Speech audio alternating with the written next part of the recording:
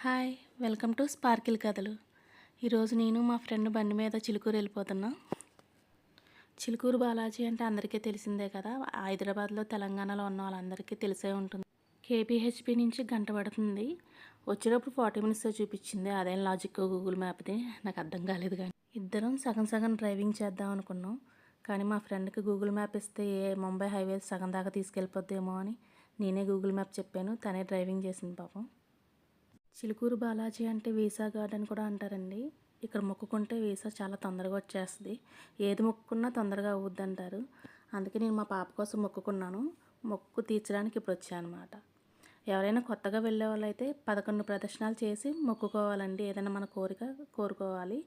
తర్వాత 108 అది కోరిక తీరిపోయిన తర్వాత 108 ప్రదక్షిణాలు చేయాలన్నమాట. సోమవారం నుంచి గురువారం వరకు లోపల ప్రదర్శనలు చేయొచ్చండి. గురువారం నుంచి ఆదివారం వరకు బయట చేయాలి. భక్తులు ఎక్కువ వస్తారు కాబట్టి బయట పెట్టారంట.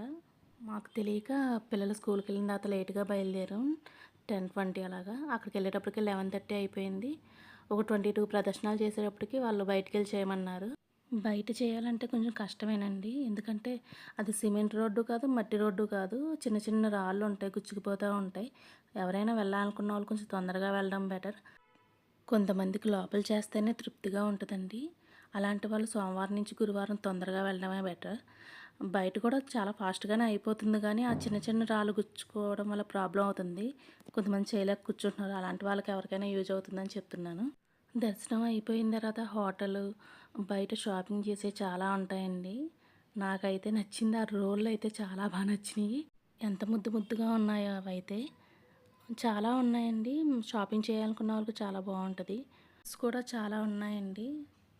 వాక్కాయలు, స్టార్ ఫ్రూట్స్, జాంకాయలు, బొప్పాయిలు చాలా ఉన్నాయి. కొనుక్కోవాలంటే కొనుక్కోవచ్చు. ఇంతటితో ఈ వీడియో అయిపోయిందండి. సబ్స్క్రైబ్ చేయండి, లైక్ చేయండి. బాయ్.